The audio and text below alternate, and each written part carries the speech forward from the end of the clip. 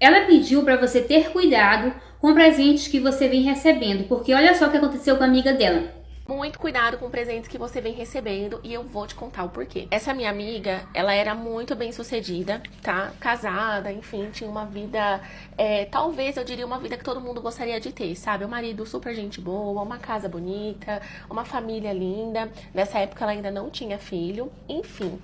Com o passar dos dias, o marido dela nos procurou eu e o meu esposo para conversar, e ele disse que estava percebendo ela muito estranha, sabe? Muito distante, muito agressiva, que ele nem estava reconhecendo mais a esposa dele. A gente achou isso muito estranho, e eu falei assim para ele, bom, vou conversar com ela, vou tentar sondar de repente o que pode estar acontecendo, e aí de repente a gente marca um café pra gente conversar e tudo mais. Assim que eu tive a oportunidade, eu chamei ela para conversar, e aí a gente foi pro shopping tomar um café, e naquela conversa eu tive certeza que não era ela que estava ali na minha frente. Era como se eu estivesse olhando para ela, mas não era ela. Tipo, os olhos me diziam outra coisa. Era como se tivesse, sei lá, alguma coisa dentro dela. O olhar tava diferente, a conversa, o jeito que ela se comportava tava muito estranho. E aí quando eu cheguei em casa, eu conversei com meu marido e eu falei para ele, olha, tá acontecendo alguma coisa com ela, com certeza. E eu acho que é alguma coisa espiritual. Pois bem, foram se passando os dias e o marido dela entrou em contato com a gente. Eu não lembro quanto tempo depois, se foi na mesma semana, e ele disse que daquela semana em diante ela começou a ter pesadelo, então ela acordava gritando na madrugada, pedindo ajuda, e ele já não sabia mais o que fazer, sabe? E conforme foi passando os dias, todo esse terror noturno, vamos dizer assim, foi piorando, sabe? Ela começou a não só a ter sonhos, assim, pesadelos e tudo mais, como ela passou também a acordar na madrugada e fazer coisas muito esquisitas. Tipo assim, do nada ela levantava, ela ia tomar banho, ou então ela ia se maquiar, ela ia, tipo assim, pegar a chave do carro pra sair, e meio que assim, ele chacoalhava ela de olho fechado, toda arrumada, mas era como se fosse outra pessoa e não fosse ela, entendeu? E ele tava assim, apavorado no telefone, e também não era pra menos, né? Eu também, com certeza, no lugar dele, eu estaria assim, sei lá, com muito medo. E aí eu falei pra ele que à noite a gente poderia ir lá pra orar e que eu ia chamar o nosso pastor pra ir. Ele aceitou na hora, e aí eu entrei em contato com o nosso pastor da igreja, e aí ele não estava em São Paulo, ele estava em uma viagem e ele não ia conseguir naquele mesmo dia fazer essa visita, ir lá fazer uma oração e tal, e falou que só poderia ir no dia seguinte. Aí eu liguei de volta pro marido dessa minha amiga, né? E aí eu comuniquei ele falou, não, tudo bem, não tem problema. Só que quando foi por volta, gente, das 2 horas da manhã, o telefone do meu marido tocou, e quando a gente foi ver, era esse nosso amigo.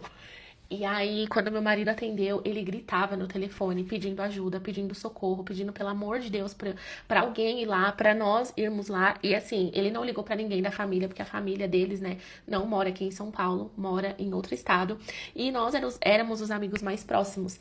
E, enfim, a gente foi lá e, gente, foi horrível. É assim, gente, a gente não tinha experiência nenhuma com libertação, com nada disso, dessas paradas, assim, espiritual. Não que a gente tenha muito agora, mas, assim, hoje eu tenho mais uma noção, e na época a gente não tinha absolutamente nada. E a gente foi simplesmente porque era um amigo que tava precisando muito de ajuda, e a gente foi lá pra ajudar, sabe, nesse impulso, assim. E, enfim, quando a gente chegou lá, a cena era horrível. Essa minha amiga, ela se contorcia pelo chão da sala, pela casa, ela se rastejava, e ela tava muito forte, e realmente, assim, a feição dela mudou, não era mais ela, era outra coisa que estava ali, vamos dizer assim, uma entidade, um demônio, não sei no que vocês acreditam, mas era essa cena que eu vi ali na casa dela, e a gente começou a orar e pedindo para que o Senhor tivesse misericórdia e tudo, ali muito, muito mesmo, gente, sem saber o que fazer, real, sem saber o que dizer, como agir. O nosso impulso ali era de segurar ela, porque ela tava tão, assim, transtornada que ela queria quebrar as coisas, se machucar, nos machucar também, sabe? Olha, foi, assim, horrível. Nessa brincadeira, que não é brincadeira, já tinham mais de 2 horas que a gente tava lá, tentando expulsar aquele demônio dela, e a gente não conseguia. A gente não conseguia. E aí eu falei, cara, eu já tava assim, cansada, sabe? Eu já não sabia mais o que fazer, tava desesperada. Meu marido também, o marido dela também. E, tipo assim, o que tava nela rindo da nossa cara, né? Literalmente. E aí eu falei, gente, a gente precisa de ajuda. Eu vou descer. E na frente, assim, da casa deles, tinha uma igrejinha, sabe? Bem pequenininha e tal. Eu falei assim, eu vou lá ver se tem algum pastor, alguém que pode vir aqui auxiliar a gente, algum intercessor, não sei. O que não dá é pra gente ficar aqui desse jeito, porque porque ia chegar uma hora que a gente não ia conseguir mais segurar e, sabe, conter ali e de repente ela se machucar, a gente se machucar. E assim eu fui, eu desci correndo pra rua e quando eu cheguei na rua, gente, vocês não vão acreditar. A igrejinha tava com a portinha aberta e assim, gente, como eu disse, isso já tava amanhecendo o dia, entendeu? E aí a igreja tinha a porta de aço e aquelas portinhas, sabe? Ela tava aberta. E aí eu entrei. Nisso que eu entrei, tinha uma irmã. Assim que eu entrei, tinha uma irmã lá orando. E aí eu falei, oi irmã, desculpa atrapalhar sua oração. Aí ela levantou e falou assim, não minha filha, que isso? Deus me avisou que alguém iria me pedir ajuda ainda nessa madrugada. Aí eu tipo, oi, como assim? Ela falou, pois é, eu estou há 7 dias só na água, fazendo jejum e em oração, em consagração, porque o Senhor me falou que alguém iria pedir a minha ajuda pra expulsar uma casta de demônios. Aí eu, tipo, mano, como assim? Eu falei, pois é, irmã, a hora é agora, vamos, porque assim... Aí no meio do caminho eu contei pra ela, no meio do caminho assim, né, era só atravessar a rua, falei pra ela mais ou menos o que tinha acontecido, e aí quando chegou lá na casa, ela começou a observar, sabe, todo o ambiente antes de começar a orar. E aí ela viu, tipo, um objeto, sabe, um objeto que tava lá na casa. Era tipo um vasinho de flor, assim. E aí ela olhou pra esse vasinho e perguntou pro marido dela. Falou assim, quem foi que deu isso daqui? E aí, na hora, o demônio que tava nela começou a gritar. Começou a gritar, gritar, gritar muito. E aí ela deu uma ordem, falou, cala a boca. Em nome de Jesus, fica quietinho. E ele ficou. Aí, na hora, eu já falei, mano, essa daí é aquelas tiazinha do coque, sabe? As irmãs do coque? Essa daí é original. E aí ele pegou e falou que tinha sido uma amiga do trabalho dela, do escritório onde ela trabalhava. Aí ela pegou o vasinho de flor e na hora que ela tirou assim as florzinhas, tinha uma terra esquisita, diz ela, né, que era uma terra de cemitério. E tinha algumas coisas enterradas também, sabe? De carne, assim. Eu não sei nem como não tava fedendo aquilo, gente. Porque imagina só, há quanto tempo aquilo ali não tava, sabe?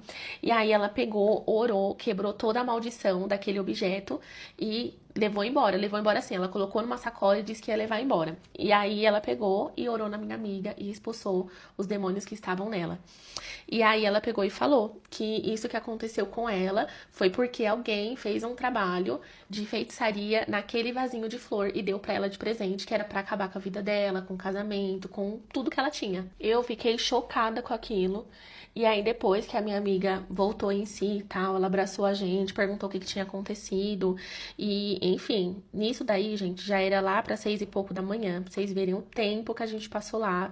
E foi literalmente uma luta, assim, uma luta mesmo. A irmã explicou pra ela tudo o que tinha acontecido. Essa minha amiga chorou muito e tal. E aí essa irmã falou pra ela, né, que tinham feito um trabalho naquele objeto e tudo. E, enfim, a minha amiga ficou muito triste porque era uma pessoa que ela considerava, sabe, assim, lá no ambiente de trabalho dela. Ela jamais imaginou que essa menina pudesse fazer isso pra ela e tal. Mas é isso, né, gente? Às vezes, a gente não precisa de muita coisa, sabe? Ter muita coisa pra, de repente, gerar uma inveja na outra pessoa. Às vezes a pessoa tem inveja de você simplesmente pela pessoa que você é, não pelos bens materiais que você tem, sabe? Enfim, a gente foi pra casa descansar e depois refletir sobre tudo que a gente tinha vivido naquela madrugada. E essa é uma história real, tá, gente? Ela não aconteceu comigo, mas aconteceu com uma pessoa muito próxima e foi ela que me autorizou a trazer essa história aqui. E agora me conta aqui nos comentários se você já passou por algo parecido. Gente, eu morro de medo de receber essas coisas assim de pessoas, principalmente se não tiver um convívio muito grande.